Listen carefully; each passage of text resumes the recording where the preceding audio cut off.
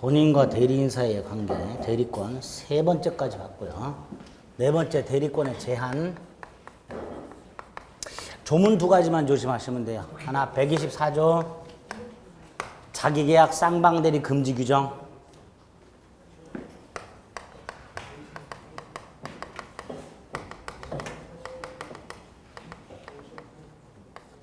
이걸 원칙적으로 금지하고 있다는 거. 자기계약 쌍방대리가 원칙적으로 금지되어 있다는 거. 다만 본인 승낙이나 이렇게 본인 허락 같은 게 있을 때는 채무이행 같은 거 이런 건 괜찮다.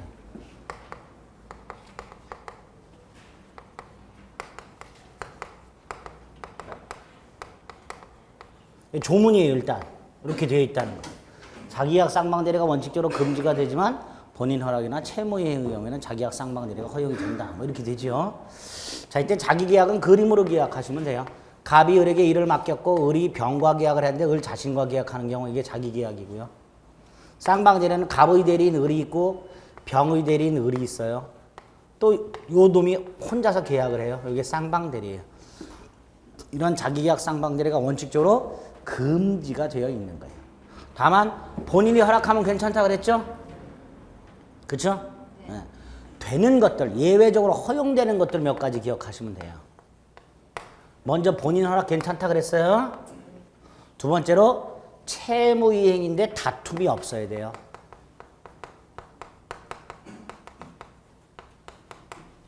다툼 없는 채무이행 자기계약 쌍방대리 형태로 된대요. 이전 등기 신청 된대요. 등기 신청. 주식 명의계에서 된대요.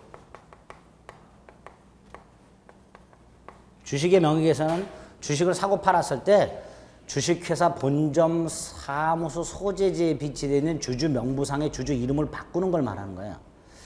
부동산 이전 등기하는 거하고 똑같다고 생각하시면 돼요. 이것도 자기계약 쌍방대리 누군가가 해주고 있을 테니까. 그 다음에 변호사의 강제집행 배당 참가.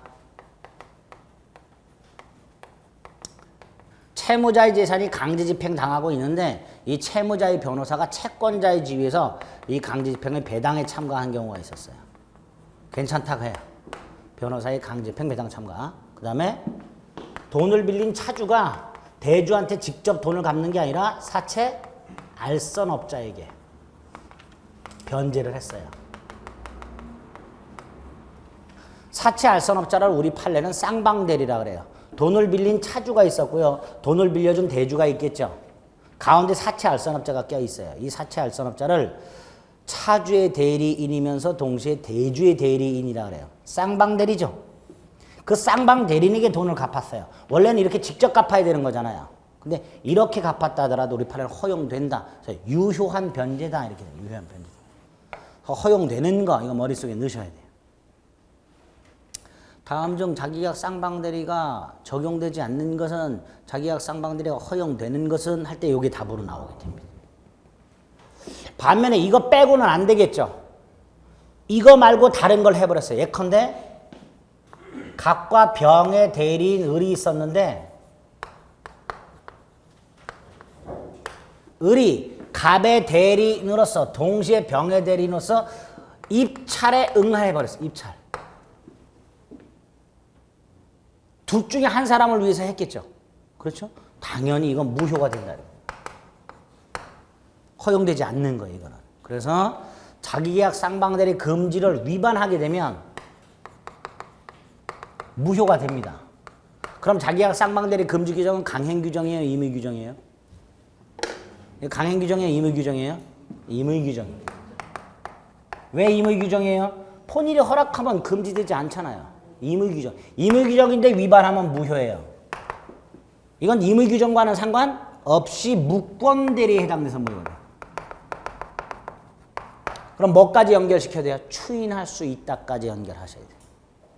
자기계약 쌍방대리 금지 규정을 위반한 행위에 대하여 본인은 추인할 수 있다. 오 이렇게 됩니다. 그렇죠? 무권대리 행위를 본인이 추인할 수 있도록 되어 있기 때문에 여기까지 연결시켜서 기억을 해주시면 됩니다. 자기계약 쌍방대리는 이 정도. 124조 조문과 본인 선악 채무이행은 괜찮다라고 되어 있고 확대해서 자기계약 쌍방대리가 허용되는 거 외우고 그다음에 위반을 했을 때 임의 규정이지만 무권대리로서 무효가 되며 그 무효가 되는 판례가 하나 있다. 이해관계가 충돌하는 갑과 병의 쌍방대리로서 입찰에 응하는 행위 무효. 그리고 무권대리로서 무효이기 때문에 본인이 추인할 수 있다까지 딱 머릿속에 넣으시고. 두 번째 조문이 119조죠. 대리인이 여럿. 원칙이 무슨 대리? 각자 대리. 예외가 무슨 대리? 공동 대리. 자, 있고 공동 대리 제한은 법률 규정에 의해서 공동 대리 제한을 할 수도 있고요. 수권 행위로 공동 대리 제한할 수도 있어요. 자, 법률 규정에 의해서 공동 대리가 제한되는 게 공동 대리 제한되는 게 어떤 게 있어요? 부모는 혼인 중 공동으로 친권을 행사하라 이렇게 되어 있어요. 예외적인 현상이에요. 자, 이때 뭘 공동으로 해야 되느냐의 문제가 생긴다 그랬어요. 뭐를 공동으로 해야 돼요? 의사결정. 아이가 다녀야 될 학원을 부모가 공동으로 결정해야 된다 그랬어요. 혼자 결정하면 무권대리가 된다 그랬어요. 그렇죠? 의사를 공동으로 결정하면 돼요. 결정을 의사를 공동으로 결정했다면 표시는 단독으로 해도 되죠. 그 다음에 결정된 의사를 상대방한테 표시를 했어요. 상대방도 의사를 표시하겠죠. 이걸 수령해. 수령할 때는 단독으로 해도 되죠. 수동도 단독이 돼요. 그래서 공동대리 제한이 있을 때 공동으로 해야 되는 건 능동대리 의사결정 공동으로 의미한다. 이렇게 얘기합니다. 능동대리 의사결정 공동으로 의미한다. 결정된 의사를 표시하거나 상대방의 의사를 수령하는 것은 공동대리 제한이 있다 하더라도 공동으로 할 필요가 없고 단독으로 할 수 있다. 이걸 위반했을 때 문제가 생긴다 그랬어요. 위반하면 뭐가 되죠? 이것도 무효. 무슨 무효? 무권대리. 그러니까 이것도 뭐 할 수 있다? 추인할 수 있다. 이렇게 되겠죠. 공동대리 제한을 위반하게 되면 무권대리로 무효가 된다. 이렇게 됩니다. 요 대리권 제한과 상관 두 가지 조문만 딱 이렇게 정리하시면 돼요. 점수 주려고 이런 식으로 많이 나오죠. 대리인이 여럿 있는 경우는 원칙적으로 공동으로 대리하라. 이런 식으로 지문 많이 보셨죠. 틀린 거예요. 원칙이 각자라면. 이런 것들. 대리권 남용. 자, 갑은행이 있어요. 은행이 을을 고용을 해가지고요. 고용을 했어요. 직원이에요. 예금 업무를 맡겼어요. 고용을 했기 때문에 사용자, 피용자 관계가 있죠. 엔드 교육을 시켜서 예금 업무를 맡겼다면 얘는 은행의 대리인으로서 예금 업무를 하게 되는 거예요. 직원인 동시에 뭐가 되는 거예요? 대리인. 그래서 예금을 하게 되면 돈을 이렇게 주겠죠? 그 돈을 얘가 횡령을 했다. 자, 이때 이 횡령을 하는 행위는 대리권의 범위를 넘은 행위가 아니다라는 걸 기억하셔야 돼요. 대리권의 범위라는 건 받는 것까지가 대리권의 범위예요. 이걸 은행 금고에다가 넣냐 안 넣냐는 대리권과는 아무 관계가 없고 은행과 을사의 고용 계약상의 의무에 불과합니다. 따라서 얘가 이걸 횡령했다 하더라도 이건 대리권의 범위를 넘은 게 아닙니다. 이렇게 대리인이 대리권의 범위를 넘지는 않았지만 개인적 이익 따위를 도모했다. 이걸 배임적 대리행위라고 불러요.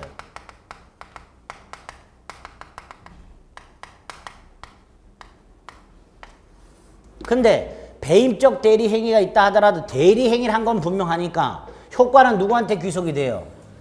본인한테 귀속이 되니까 나중에 병은 을이 저 돈을 횡령했냐 이런 거 상관없이 은행 가서 자기 돈 찾을 수 있어야죠. 그러니까 원칙이 유효한 대리행위가 되는 거예요.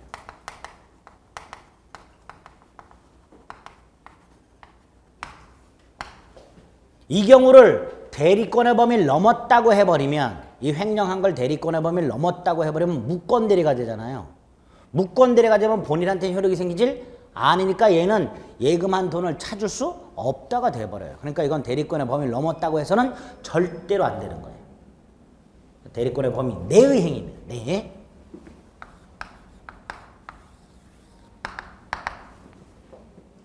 어쨌든 이렇게 배임적 대리행위가 있을 때 원칙적으로 유효한 대리행위인데 예외가 있더란 말이에요. 예외. 요 놈이 요 은행 직원이 돈을 은행에 넣지 않고 횡령할 것이라는 걸 알았어요. 그럼 얘한테 돈 주면 돼요, 안 돼요? 안 되죠. 그런데도 줬다 그럼 얘는 보호할 필요가 없다. 이렇게 가겠죠. 그래서 예외적으로 상대방이 대리인의 이런 배임적 의도를 알았거나 알 수 있었을 경우에는 무효가 된다, 본인한테. 그래서 은행은 예금 계약상 책임을 지지 않는다, 이렇게 해석을 하겠다는 거예요. 그런데 여기 조문이 없어요. 조문이 없어서 상대방이 알았거나 알 수 있었을 경우에는 무효가 된다라는 조문, 우리가 알고 있는 조문 뭐가 있죠? 여기서 이 말이 나와야죠. 107조 1항 단서, 이 말이 나와야죠. 이거 외우시라 그랬잖아요.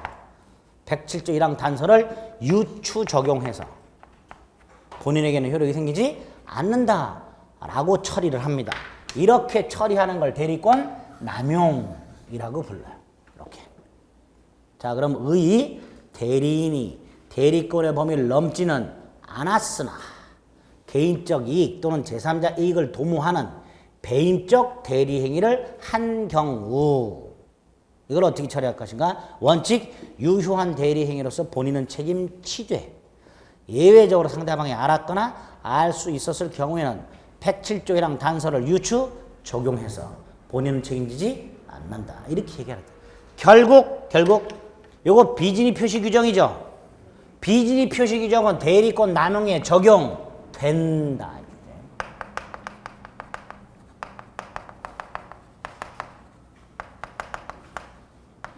그래서 비진위 표시 적용 범위 속에 대리권 남용이 하나 추가가 되는 거예요.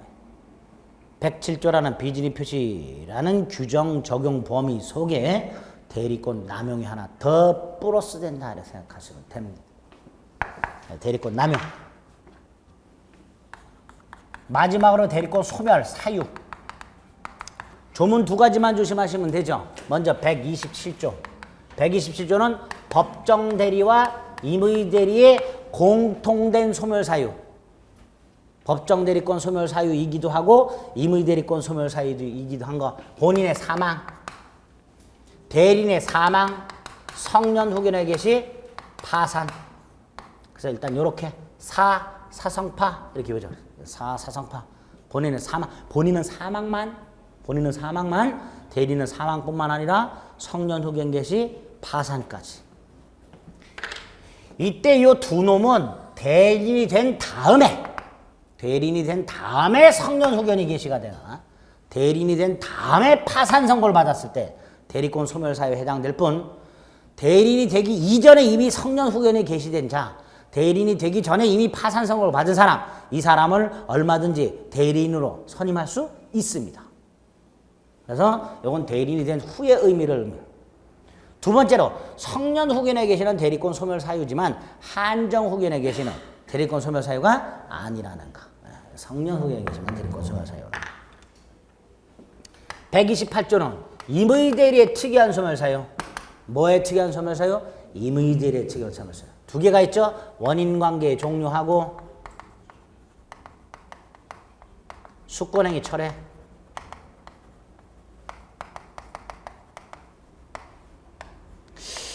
원인관계의 종료 또는 수권행위가 철회가 되면 임의대리권을 소멸하는데 이거 철회라고 해놨어요. 이거 왜 이렇게 해놨을까요? 임의대리인이 대리행위를 하기 전에 철회하는 걸 말합니다. 만약에 임의대리인이 대리인 행위를 하고 난 다음에 수권행위 철회했다면 그 대리행위는 아무런 영향을 받지 않습니다. 그래서 수권행위 철회라고 해요. 어쨌든 이 두 가지는 임의대리권 특이한 소멸 사유고요. 법정대리의 특이한 소멸 사유도 따로 있죠. 대표적인 게 미성년자가 뭐가 됐다? 성년이 됐다. 에? 여기에다가 대리권 상실 선고라고 친권 상실 선고라는 게 있어요. 친권 법정 대리죠. 법원에 의해서 친권 상실 선고를 받게 되면 친권이 상실을 해버려요. 그러니까 대리권 상실 선고, 무슨 권 상실 선고, 이거는 임의 대리권 소멸 사유가 아니라 법정 대리권 특이한 소멸 사유 이렇게 되죠. 기출문제 중에 그런 게 있죠. 다음 중 임의 대리권 소멸 사유가 아닌 것은 답이 요거. 대리권 상실 선고, 이게 답이었어요. 그래서 대리권 소멸사유 일단 머릿속에 이렇게 박으시고요. 대리권이 소멸했다면 더 이상 대리행위를 하면 돼요? 안 돼요? 안 되죠. 근데 소멸 후에 대리행위를 했다. 이 뭐가 되죠? 무권대리 뭐가 된다고요? 단 상대방이 선의무과실이다. 그러면 129조 표현대리가 성립할 수 있다. 129조 표현대리가 뭐예요? 대리권 소멸 후에 표현대리. 대리권 소멸 후에 표현대리가 성립할 수는 있다. 원칙적으로 뭐가 된다? 무권대리. 대리권 소멸 후에 대리행위 결과까지 머릿속에 딱 넣어두시면 돼. 여기까지가 본인과 대리인 사이에 봐두셔야 될 대리권 내용 전부입니다. 의, 발생원인, 부엄의, 제한, 남용, 소멸사유. 딱 6개. 됐죠? 자, 삼면관계 두 번째가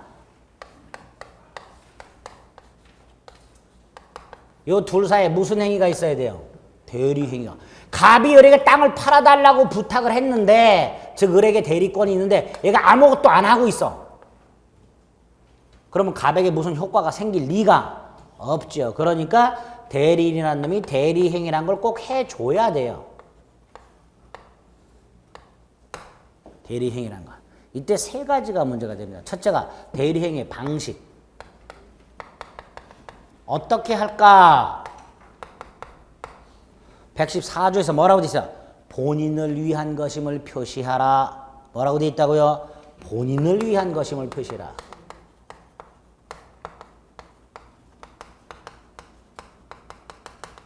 이걸 대리의사 표시,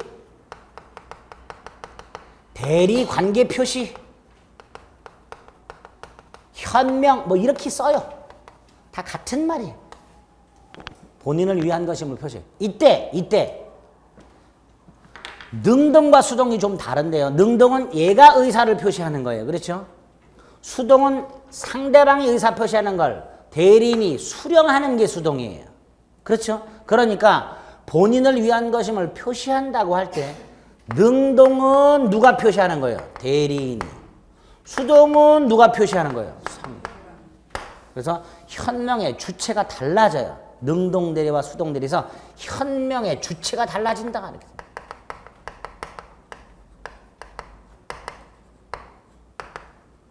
달라지죠? 달라져. 그러면 능동대리와 수동대리, 아까 우리 판례가요. 능동대리권의 범위 속에는 뭐가 포함된다? 수동대리권이 포함되기 때문에 능동대리고 수동대리를 딱히 구별할 필요가 없어요. 보통은 구별할 필요가 없는데 구별해야 되는 곳이 몇 군데가 있어요. 그 중에 하나가 이거예요. 현명의 주체. 달라지죠? 또 하나가 있어요. 우리가 한 것 중에. 뭐가 있었죠? 공동대리 제한. 뭐만 공동을 하면 돼요? 능동만. 수동은 단독으로 해두죠. 그러니까 여기서도 능동대리와 수동대리를 구별해야 돼요. 이게 능동인지 수동인지는 그 대리행위가 능동인지 수동인지는 구별할 필요가 없는데 보통은. 왜? 우리 판례가 능동대리권의 범위 속에 뭐가 포함되어 있다고 보니까 수동대리권의 범위가 포함되어 있다고 보니까 보통의 경우에는 이 대리행위가 능동인지 수동인지를 구별할 필요가 없는데 구별해야 되는 경우가 몇 군데 있더라. 그 중에 2개를 지금 우리 본 거예요. 공동대리 제한에서 능동, 수동 구별해야 되고 또 하나가 현명의 주체. 예?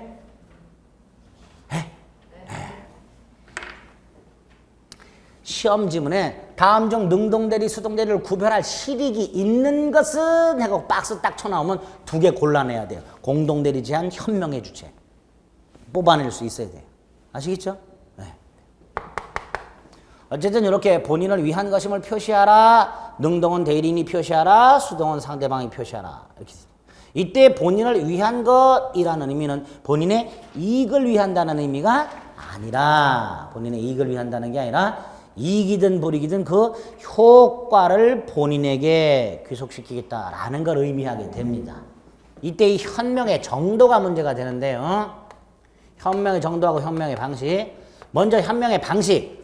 꼭 갑의 대리인 을입니다 라고 할 필요는 없고, 자기 자신의 행위가 자기 자신을 위한 게 아니라 타인을 위한 거다라는 것을 표시만 하면 된다. 그래서 뭐 갑의 대리인 을 이렇게 해도 되고, 위임장을 제시해도 되고 이런 것들이 다 뭐가 된다? 현명이 된다. 즉 현명의 방식은 요식이다, 불요식이다? 불요식이다. 그 다음에 현명의 정도도 꼭 갑의 대리인 을이라고 명확하게 명시적으로 밝힐 필요가 없고 행위의 타인성이라는 것만 나타나면 된다. 대리인이 대리 행위를 할 때 그 행위 당시 사정에 터잡아 사정에 기초하여 이 사람이 다른 사람을 위하여 행위하는 것이다 라는 취지가 나타날 정도로만 표시하면 현명은 한 것이다.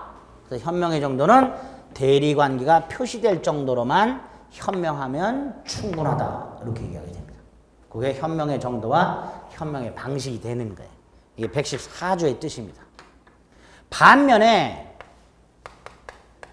115조 현명을 하지 않았어요. 본인을 위한 것임을 표시하지 않은 거죠. 당연히 이때는 대리행위가 아니라 대리인 자신의 행위로 본다요, 추정한다요. 본다. 대리인 자신의 얘가 현명을 전혀 안 했어요. 그럼 을이 계약 당사자가 되는 거예요. 그렇죠? 근데 요때 작두 타는 상대방이 있다 그랬어요. 뭘 타는 상대방? 작두 타는 상대방. 무슨 뜻이에요? 얘가 현명을 하지 않았음에도 불구하고 상대방이 대리행위란 걸 알았거나 알 수 있었다. 그러면 이때는 다시 대리행위가 된다. 이게 115조의 뜻이죠. 현명을 하지 않으면 원칙적으로 대리행위가 아닌데 그럼에도 불구하고 상대방이 작두를 타더란 말이지. 그래서 딱 병이 을을 보는 순간 저 자식은 갑의 대리인. 알았어. 그럼 그 작두 타는 분들을 존중해 줘야 돼. 그래서 이때는 대리행위가 조문만 나와요. 조문만. 114조 115조. 에? 외우면 되는 거예요. 어렵지 않은 조문입니다. 외웠죠? 특히 현명을 하지 않는 것 중에는 두 가지 방향이 있어요. 하나가 갑이 을한테 땅을 팔아달라. 그럼 을은 팔 때 이 땅은 갑소유다, 나는 대리인이다 이런 걸 밝혀야 되죠. 근데 자기 것인 양 팔았어. 현명 안 한 거죠. 또 하나 지가 갑으로 행세했어. 현명 안 한 거죠.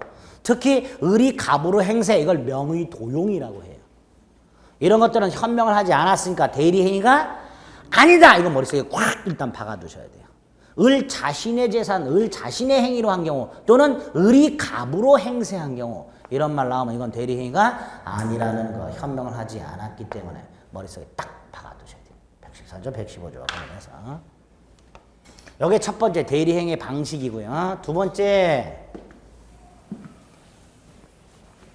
대리행위에 관해서 두 번째 대리행위 하자. 예를 들어서 갑이 을한테 뭐 물건을 사와라 또는 팔아달라 부탁을 했어요. 그런데 이 자식이 뭘 몰랐다, 알았다, 과실이 있다 없다, 착오가 있었다, 사기나 강박을 당했다.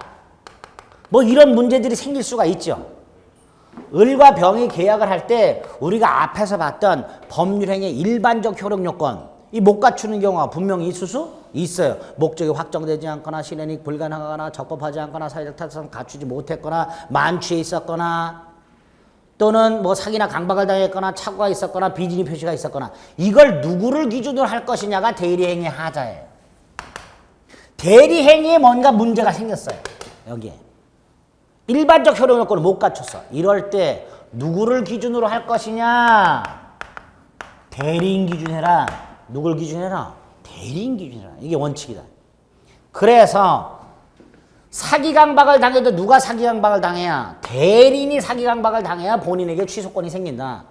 본인이 백날 사기 강박을 당해봐야 취소권 생기지 않는다. 착오도 본인과는 전혀 상관없다. 대리인의 의사와 표시가 불일치해야 착오가 된다.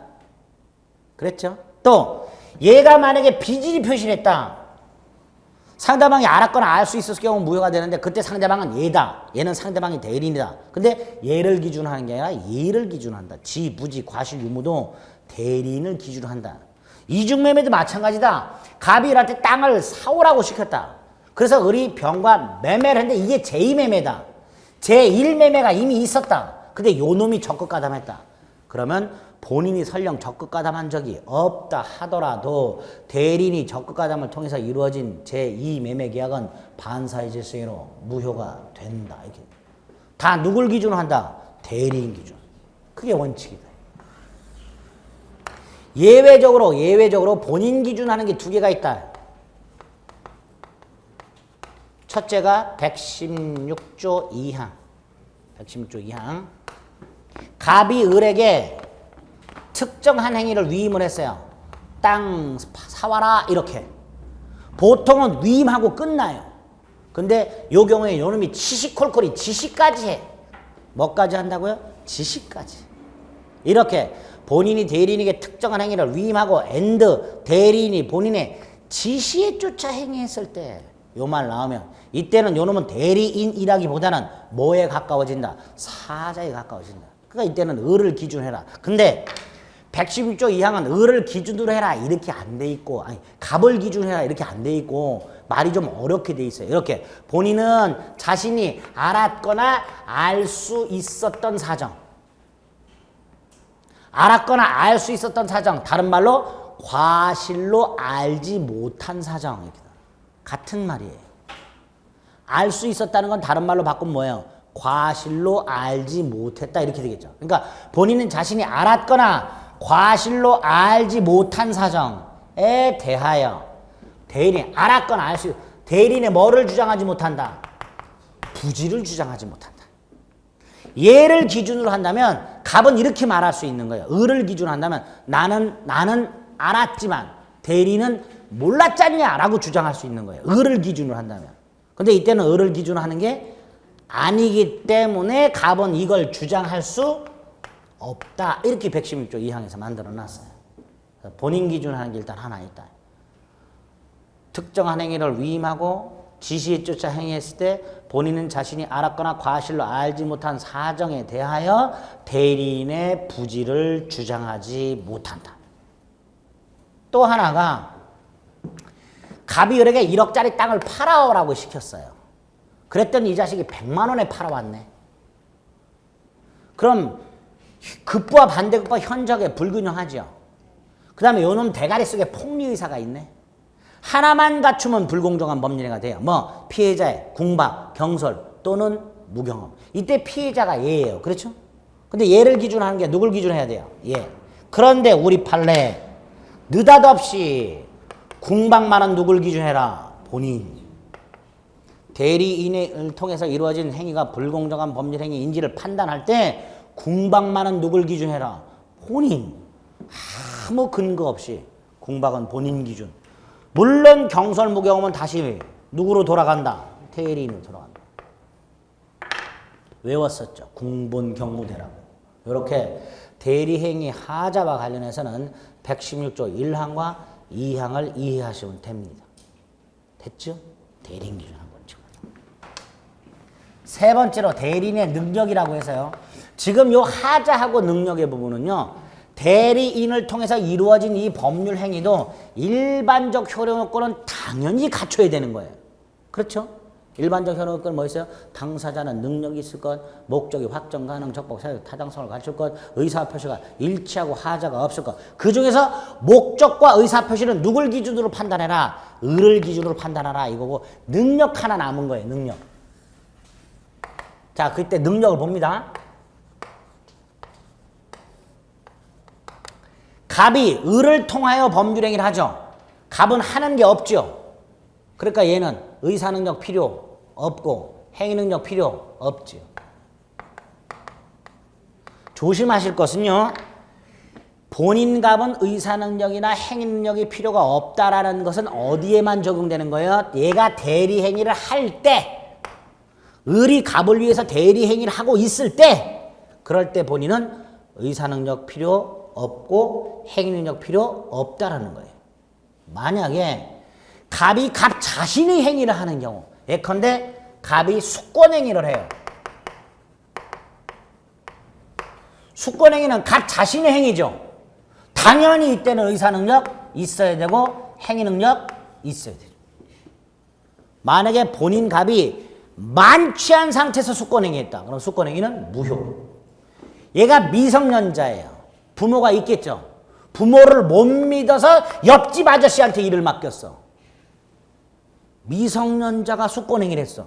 취소할 수 있다. 이렇게 되겠죠. 그래서 본인은 원칙 의사능력이나 행위능력이 필요가 없다라는 말은 대리인이 대리행위를 하고 있을 때를 전제로 하는 거고 본인이 본인 자신의 행위할 때는 의사능력도 있어야 되고 행위능력도 있어야 한다. 요거 하나. 두 번째로 대리인. 얘는 법률 행위를 대신하는 놈이죠. 당연히 결정력이 있어야 돼요. 의사를 결정해야 되니까. 그러니까 무슨 능력이 있어야 돼요? 의사능력. 만취한 대리인의 대리행위 무효. 이렇게 되는 거예요. 만취한 대리인의 대리행위.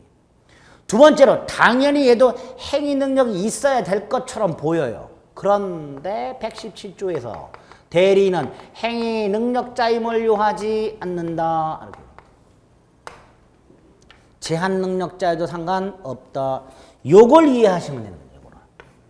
자, 어떤 건지 봅니다. 갑이 땅을 팔아야 되는데 부탁을 누구한테 해야 돼요? 해야 되는데 친구들은 영 시원찮고 옆집 고등학교 2학년짜리가 중개사 자격증을 땄대. 에? 옆집 아줌마가 와서 자랑해. 우리 아들이 고등학교 2학년인데 중개사 자격증 땄다고. 그 얘기를 갑이 딱 들었어. 중개사 자격증을 땄으면 나보다 낫네. 그래서 그 고등학교 2학년짜리를 불러갖고 네가 좀 팔아줄래? 그랬더니 얘가 네 그래요. 근데 요놈이 좀 따졌어. 그냥은 안 되고요. 돈 좀 주셔야죠. 그래 계약까지 했어. 계약이 뭐였었죠? 원인관계. 그렇죠? 부탁하고 계약까지 했어요. 자, 부탁을 받은 을이 갑소유 땅을 팔았어요. 미성년자가. 근데 보통 미성년자가 계약을 할 때는 부모 동의 받아야 되죠. 근데 이건 받을 필요가 없어요. 왜? 미성년자가 계약을 할 때 부모 동의 받아야 된다는 건 자기 자신의 계약을 할 때 부모 동의 받는 거예요. 근데 이건 자기 거 파는 게 아니니까 당연히 동의 받을 필요가 없어서 이걸 만드는 거예요. 행위 능력자일 필요가 없다. 남의 거 팔아주는 거니까. 어차피 이 결과는 누구한테 귀속이 돼요? 갑한테. 그래서 대리인은 행위 능력자임을 요하지 아니한다라고 해놨어요. 그 의미는 미성년자와 같은 제한 능력자가 타인의 대리 행위할 때는 그 자신 대리인의 법정 대리인 동의받을 필요가 없다. 그래서 요거를 취소할 수는 없게 되는 거예요. 제한 능력자의 대리 행위를 제한 능력을 이유로 취소할 수는 없는 거예요. 문제는 요거죠. 요건 대리 행위가 아니잖아요.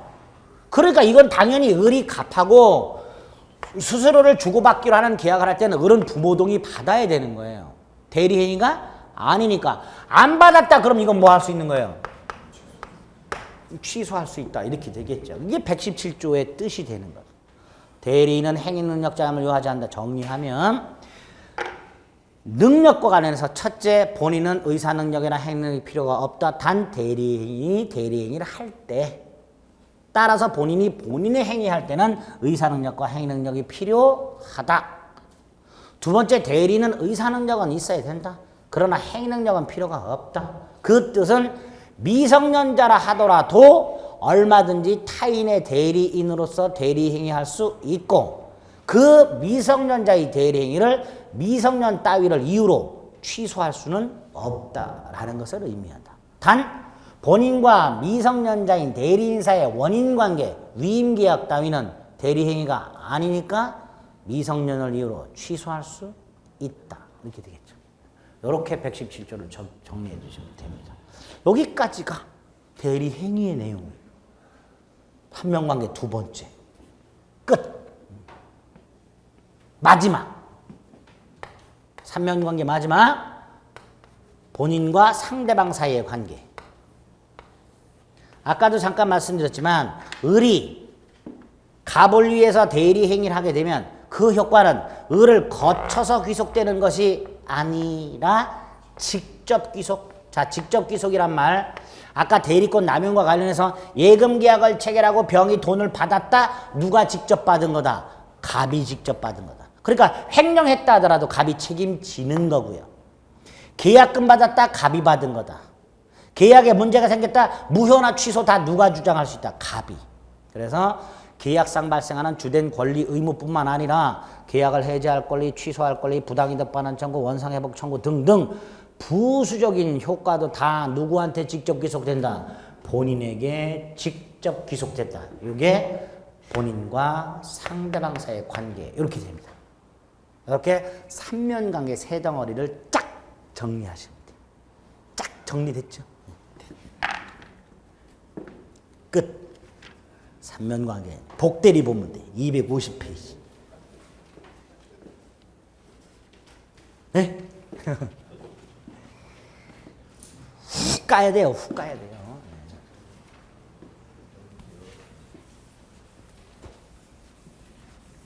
복습 열심히 하셔야 돼요. 네? 네. 그래도 처음 만약에 11월 달이나 1월 달에 이러고 있으면 여러분들 다 환불받아 가셨을 거예요. 그렇죠? 근데 이제 몇 번 들었으니까 좀 낫죠? 좀 나아요. 반 정도는 들리죠? 그럼 돼. 반 정도만 들려.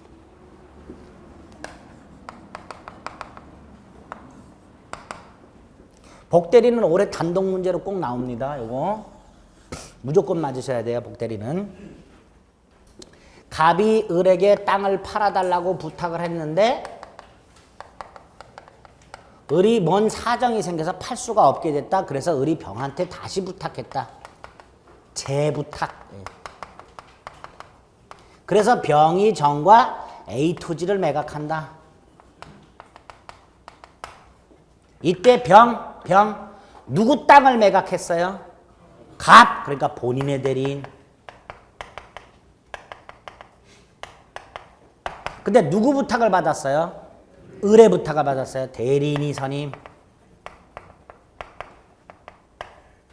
이렇게 대리인이 선임한 본인의 대리인을 뭐라 한다? 복대리.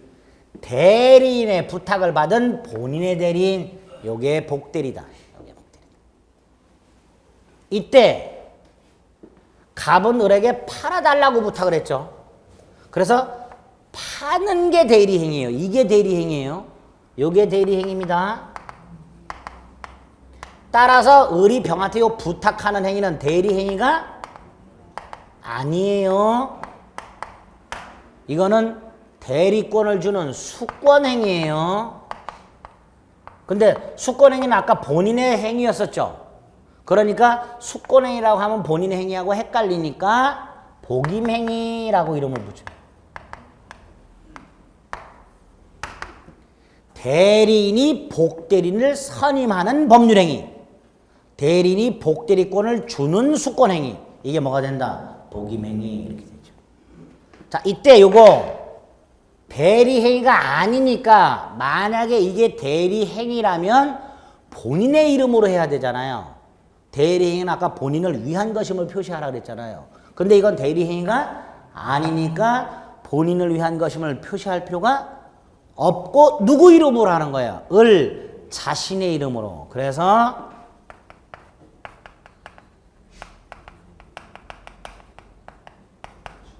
요게 복대리의 최종적인 뜻이 되는 거예요. 대리인이 대리인 자신의 이름으로 선임한 본인의 대리인 이렇게 돼요. 그리고 나서 이제 특징 몇 가지 보시면 돼요. 첫째, 요 놈이 만약에 법정 대리인이다. 또는 임의 대리인이다. 상관없어요. 얘는 대리인의 수권행위를 통해서 대리권이 생겼어요. 그러니까 얘는 언제나 임의 대리인. 언제나 무슨 대리인?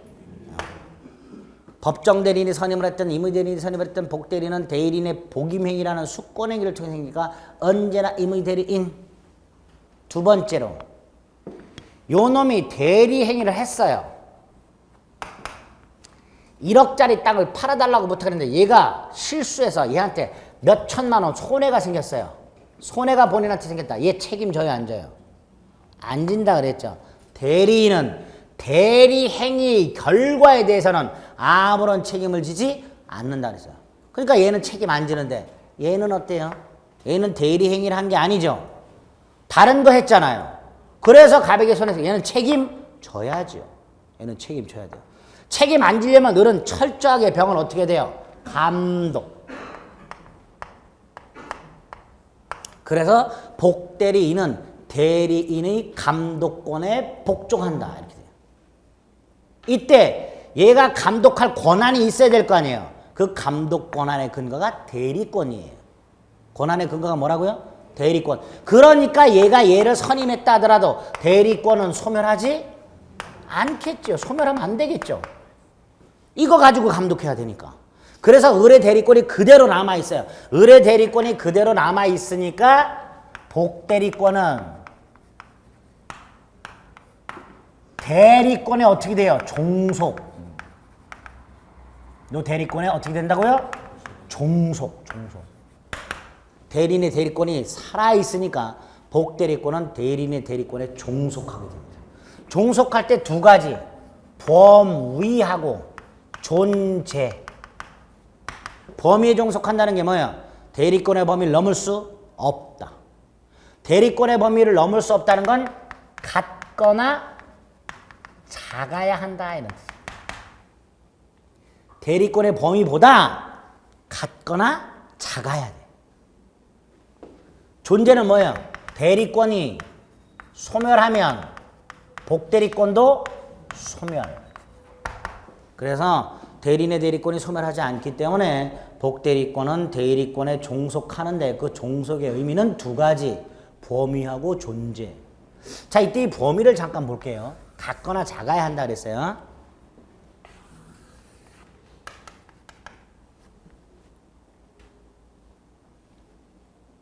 본인이 대리인한테 야, 내가 공인중개사 공부를 해야 되는데 학원 갈 시간이 없다.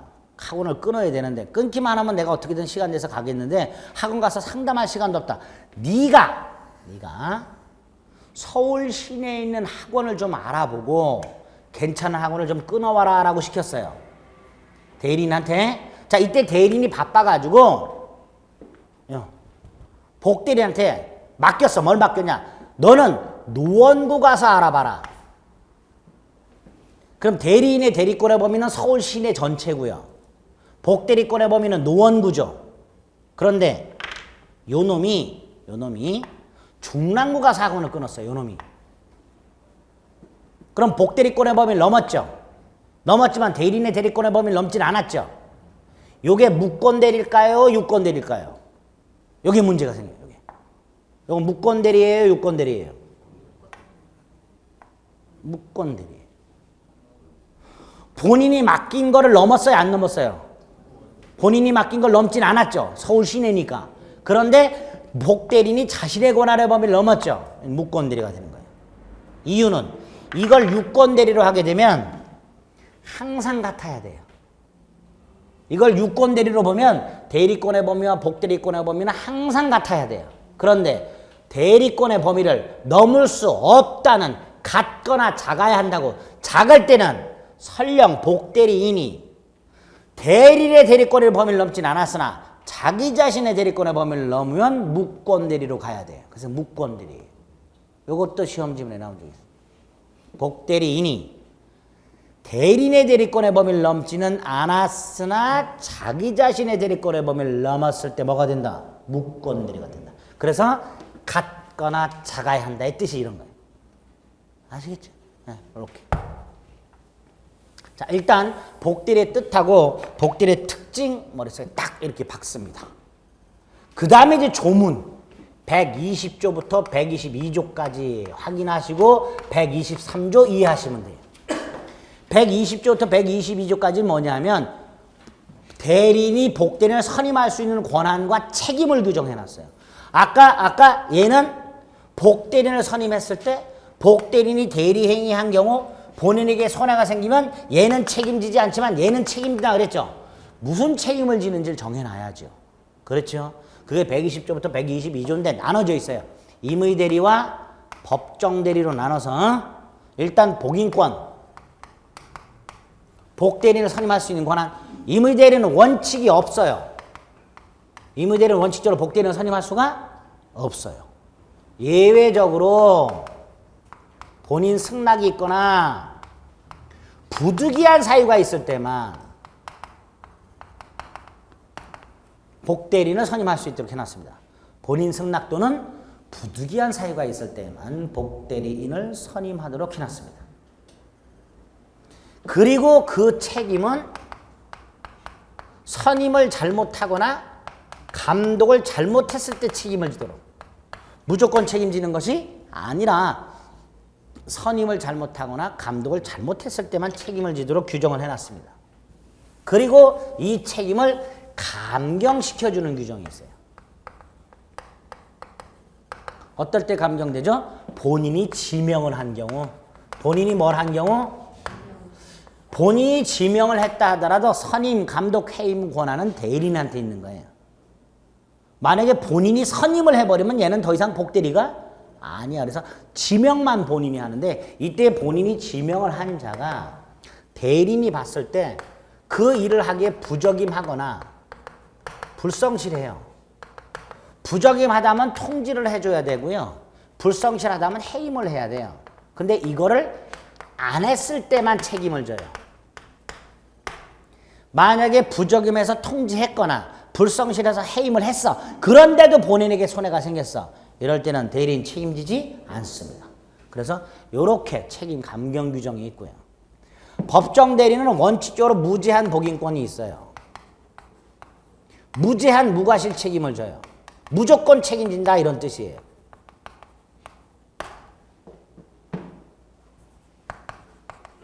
다만 얘도 책임을 감경시켜주는 경우가 있어요. 어떤 경우? 부득이한 사유가 있을 때. 본인 승낙은 빠져 있어요. 예?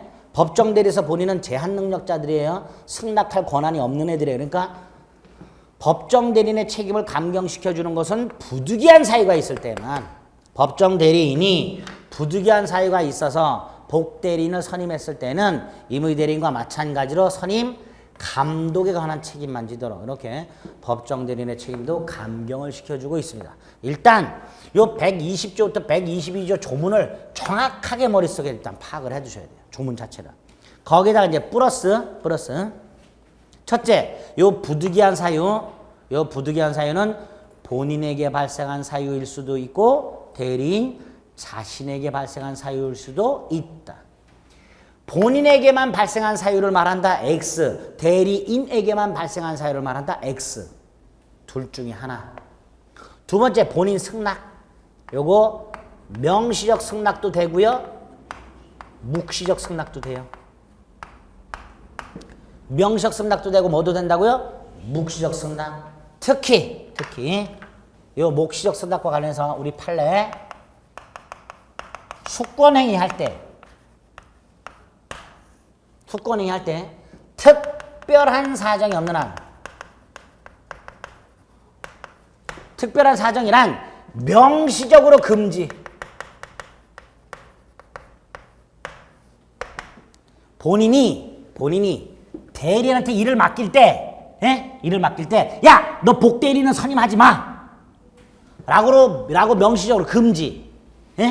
하지 않는 한. 그래서 특별한 사정이란 요걸 말하는 거예요. 이렇게 말할까요? 이렇게 해야 되겠다. 이게 정확하다. 다시 한번요. 본인이 대리인한테 숙권행위를 할 때 복대리는 선임하지 마라라고 명시적 금지.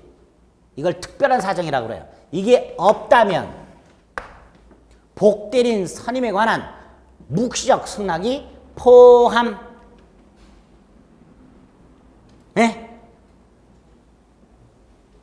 묵시적 승낙이 포함. 갑이 을한테 땅을 팔아달라라고 부탁을 했어. 그럼 그 속에는 뭐가 포함되어 있다? 복대리인 선임에 관한 묵시적 승낙이 포함되어 있다. 뭐라고 하지 않는 한, 복대리인 선임하지 마라! 라고 명시적으로 금지하지 않는 한, 복대리인 선임에 관한 뭐가 포함되어 있다? 묵시적 승낙이 포함되어 있다. 이렇게 봐요. 여기까지 됐죠?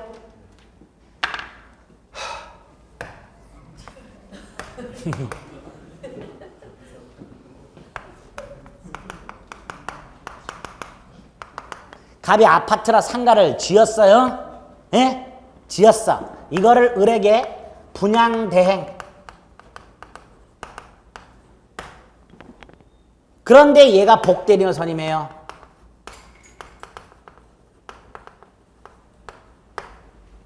이때는 본인의 명시적 승낙만 되고요. 묵시적 승낙은 안 돼. 요건 예외.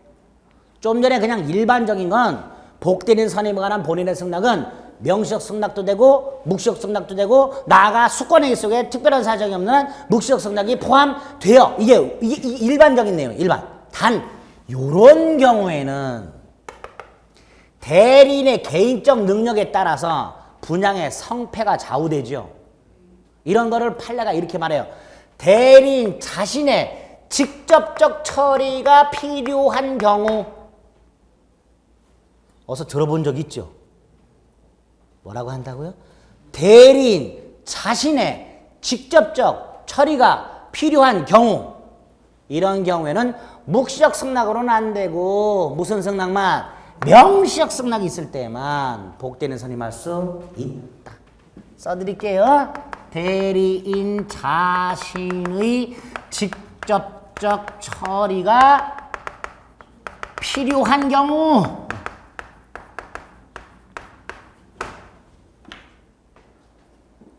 이럴 때는 묵시적 승낙으로는 복대리인 선임할 수 없고 명시적 승낙이 있을 때에만 복대리인을 선임할 수 있다. 이렇게 됩니다. 여기에 복대리인 선임에서 제일 어려운 거예요. 나중에 문제를 통해서 확인하겠습니다. 플러스 알파. 그 다음 이제 123조. 요 복대리인은 본인의 대리인이죠. 첫째, 따라서 대리인 행위할 때 본인을 현명하면 족하다. 자신을 선임해 준 대리인을 현명할 필요는 없다. 두 번째로 이 복대리인은 본인에 대하여 대리인과 동일한 권리 의무가 있다. 본인과 대리인이 계약을 통해서 권리 의무가 있다면 본인과 복대리인사는 따로 계약을 한 적이 없다 하더라도 본인과 대리인 사이에 존재하는 권리 의무가 똑같이 복대리인에게 존재한다. 123조 외우시면 되는 거예요.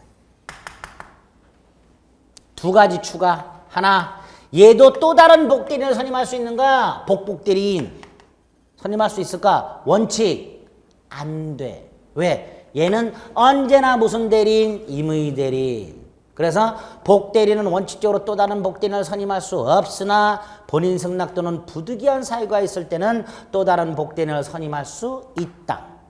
이거 하나. 그래서 복대리인은 법정대리인이 선임했던 임의대리인이 선임했던 임의대리인과 마찬가지로 복인권을 가진다. 이렇게 말이 나와요. 마지막으로 복대리권의 소멸. 두 가지가 있어요. 대리인의 대리권이 소멸하면 함께 소멸하는 경우가 있고 복대리권만 소멸하는 경우. 자, 복대리권만 소멸하는 경우가 뭐가 있을까요? 복대리인의 사망, 복대리인의 성년 후견의 개시, 복대리인의 파산, 대리인의 수권행위의 철회. 그럼 뭐만 소멸해요? 복대리권만 이런 경우가 있을 수 있겠죠. 나중에 이제 표현들이 한번 또 나옵니다. 복대리는 어쨌든 기본적으로 복대리는 요 정도 개념, 특징, 120조부터 123조까지 조문, 예? 그리고 또 다른 복대리인 선임할 수 있는가의 문제, 복대리권 소멸의 문제. 여기까지가 기본 틀이고 거기에 이제 요거 본인 승낙관에서 판례 조금 까다로운 거 요런 게 하나 있다 말이지. 예. 추가적으로 이렇게 눈도장 딱 찍어 두시면 돼. 아시겠죠? 복대리 끝. 끝. 예. 이제 묵건들이 하나 남았습니다. 잠시 쉬겠습니다.